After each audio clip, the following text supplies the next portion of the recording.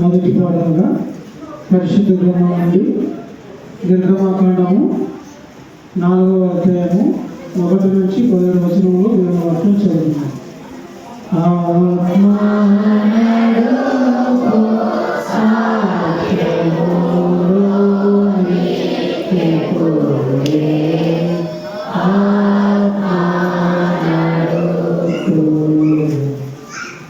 నిర్గమకాండము 4వ అధ్యాయము 1 నుంచి 17 వచనం వరకు దేవుని వాక్యం చదువుతున్నాం. అందుకు మోషే, చిత్తగించుము, వారు నన్ను నమ్మరు, నా మాట వినరు, యెహోవా నీకు ప్రత్యక్షము కాలేదండి అని ఉత్తరం ఇయ్యగా, యెహోవా నీ చేతిలోనిది ఏమిటి అని అతనిని అడిగింది. అందుకు అతడు కర్ర అని. అప్పుడు ఆయన, నేలను దాన్ని పడవేయమని. అతడు దాని నేలను పడవేయగా అది పామాయను. మోషే దాని నుండి పారిపోయాను. అప్పుడు యెహోవా నీ చెయ్యి చాపి దాని తోక పట్టుకొనమనగా, అతడు తన చెయ్యి చాపి దాన్ని పట్టుకొనగానే అది అతని చేతిలో కర్ర అయింది.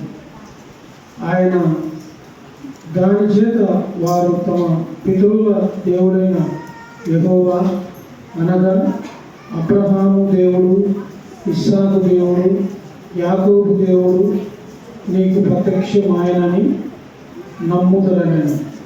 మరియు యెహోవా నీ చెయ్యి నీ రొమ్మున ఉంచుకొనగా, అతడు తన చెయ్యి రొమ్మున ఉంచుకొని దాని వెలుపలికి తీసినప్పుడు ఆ చెయ్యి కుష్ఠము గలదై హిమము వలె తెల్లగా ఆయను. తరువాత ఆయన, నీ చెయ్యి మరల నీ రొమ్మున ఉంచుకొనగా, అతడు తన చెయ్యి మరల తన రొమ్మున ఉంచుకొని తన రొమ్ము నుండి వెలుపలికి తీసినప్పుడు అది అతని మిగిలిన శరీరం వలె ఆయన. మరియు ఆయన, వారు నిన్ను నమ్మక మొదటి సూచనను బట్టి వినకపోయిన ఎడల రెండవ దానిని బట్టి వెళ్ళరు. వారు ఈ 2 సూచనలను బట్టి నమ్మక నీ మాట వినకపోయిన ఎడల నీవు కొంచెము ఏటి నీళ్లు తీసి ఎండిన నేల మీద పోయవలెను. అప్పుడు నీవు ఏటిలో నుండి తీసిన నీళ్లు పొడి నేల మీద రక్తమగునని. అప్పుడు మోషే, ప్రభువా, ఇంతకు మునుపైనను నీవు నీ దాసునితో మాట్లాడినప్పటి నుండి అయినను నేను మాట నేర్పరని కాదు. నేను నోటి మాంద్యము, నాలుక మాంద్యము గలవాడనని యెహోవాతో చెప్పగా, యెహోవా, మానవునకు నోరించిన వాడు ఎవడు? మూగవానినే కదా, మూగవానినే కానీ, చెవిటివానినే కానీ, దృష్టి గలవానినే కానీ, గుడ్డివానినే కానీ పుట్టించిన వాడెవడు? యెహోవానైన నేనే కదా. కాబట్టి వెళ్ళుము, నేను నీ నోటికి తోడయ్యండి, నీవు ఏమీ పలకవలసినది నీకు బోధించేదనని అతనితో చెప్పాను.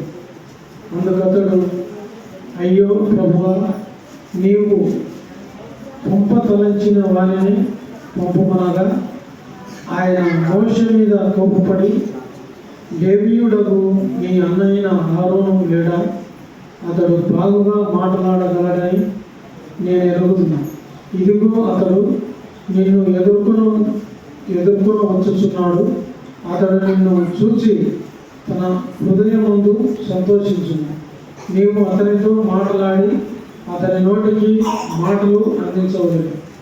నేను నీ నోటికి అతని నోటికి తోడయింది, మీరు చేయవలసిన దానిని మీకు బోధించేదను.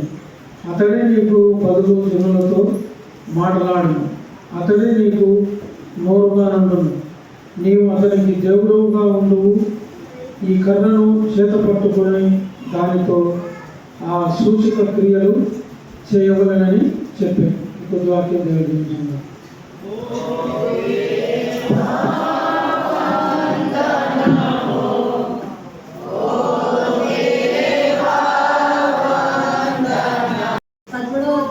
మొదటి వచనం నుంచి 11వ వచనం వరకు చదవబడింది.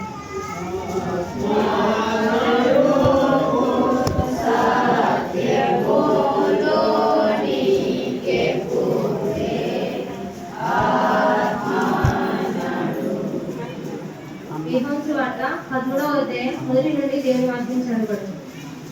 తాను ఈ లోకము నుండి తండ్రి యొద్దకు వెళ్ళవలసిన గడియ వచ్చునని యేసు పస్కా పండుగకు ముందే ఎరిగిన వాడే లోకంలో ఉన్న తన వారిని ప్రేమించి వారిని అంతము వరకు ప్రేమించెను.